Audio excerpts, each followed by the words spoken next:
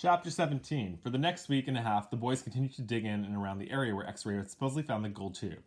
They widened X-Ray's hole, as well as the holes Armpit Squid had been digging, until the fourth day when all three holes met and formed one big hole. As the days wore on, the warden became less and less patient. She arrived later in the morning and left earlier in the afternoon. Meanwhile, the boys continued to dig later and later.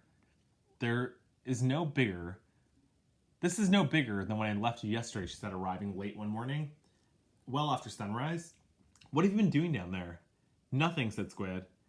It was the wrong thing to say. At just that moment, Armpit was returning from the bathroom break. How nice of you to join us, she said. And what have you been doing? I had to, go. The warden jabbed at Armpit with her pitchfork, knocking him backward into a big hole. The pitchfork left 3 holes in front of his shirt and 3 tiny spots of blood. You're giving these boys too much water, the warden told Mr. Pendanski. They continued to dig until late afternoon, long after all the groups had finished up for the day.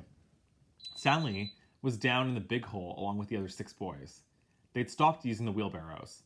He dug a shovel into the side of the hole. He scooped up some dirt and was raising it to the surface when Zigzag's shovel caught him on the side of the head. He collapsed. He wasn't sure if he passed out or not. He looked up to see Zigzag's wild head staring down at him. I ain't digging that dirt up, Zigzag said. That's your dirt. Hey, Mom, Magnet called. Caveman's been hurt. Stanley brought his fingers up to the side of his neck. He felt his wet blood and a pretty big gash just below his ear. Magnet helped Stanley to his feet and then up out of the hole.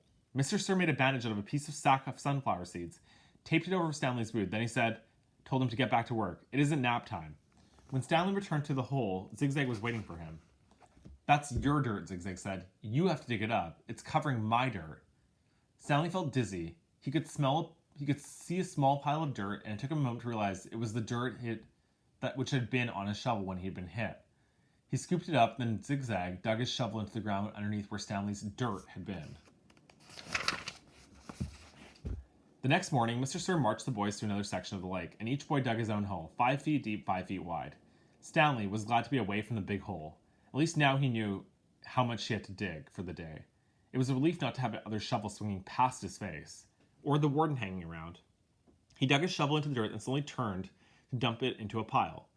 He had to make his turn smooth and slow. If he jerked too quickly, he felt a throbbing pain just above his neck where Zigzag's shovel had hit him. That part of his head between his neck and ear was considerably swollen. There were no mirrors in the camp, but he imagined he looked like a hard-boiled egg sticking out of him. The remainder of his body hardly hurt at all. His muscles had strengthened and his hands were tough and calloused. He was still the slowest digger, but not all that much slower than Magnet. Less than 30 minutes after Magnet returned to camp, Stanley spat in his hole. After his shower, he put his dirty clothes in the crate and got out his box of stationery.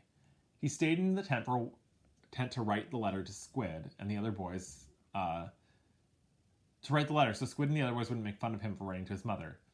Dear Mom and Dad, camp is hard but challenging. We're running obstacle courses and having to swim long distances in the lake. Tomorrow we learn. He stopped writing as Zero walked to the tent, then returned to his letter. He didn't care what Zero thought. Zero was nobody. To rock climb. I know it sounds scary, but don't worry. Zero was standing behind him now, watching him write. Stanley turned and felt his neck throb. I don't like it when you're reading over my shoulder, okay? Zero said nothing. I'll be careful. It's not all fun and games here. But I'm getting a lot out of it. It builds character. The other boys... I don't know how, said Zero. What?